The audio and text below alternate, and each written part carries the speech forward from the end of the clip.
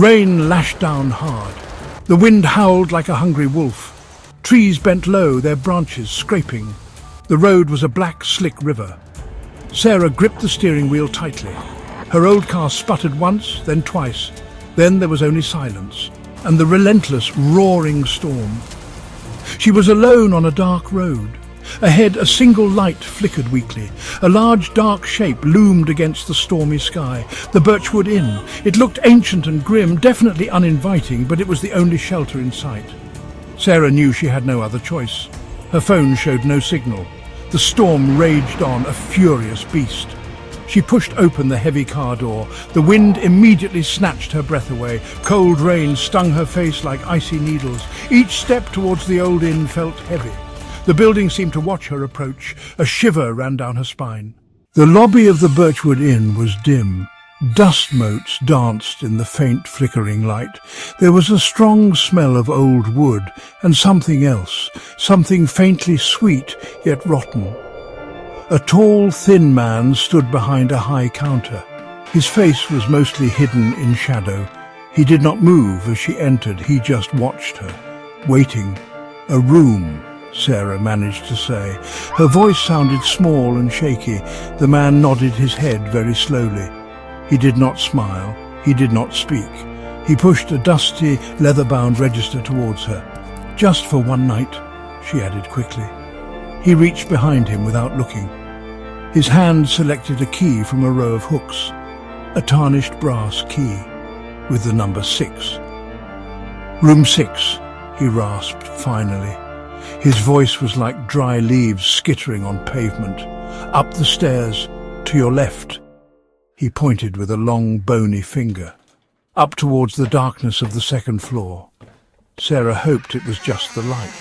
The room was cold, colder than the long, dark hallway.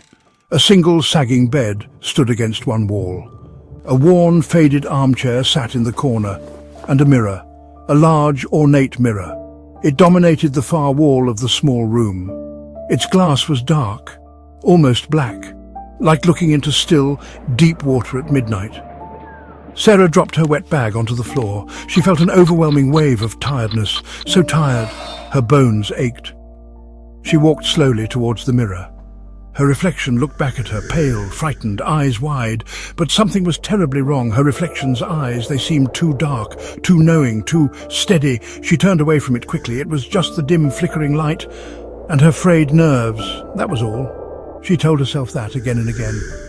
But the strange feeling lingered. Sleep would not come to Sarah. She lay stiffly in the lumpy bed, staring up at the cracked ceiling. The shadows in the room danced and writhed. The wind moaned outside her window. She felt a deep chill settle over her, deeper than the room's natural cold.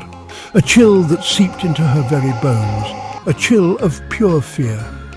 She risked a glance towards the mirror. Her reflection lay still in the bed, just as she did, motionless. But then it happened. Her reflection blinked its eyes. Sarah knew she had not blinked. Her heart pounded like a drum in her chest. She sat bolt upright. Her reflection sat up too, but it was a fraction of a second too late. Her breath caught tight in her throat. She stared, wide-eyed, at the glass. Her reflection stared back. Its smile was not her smile. It was thin, it was cruel, it was alien. Sarah raised a trembling hand slowly. Her reflection raised its hand in response. Then it happened.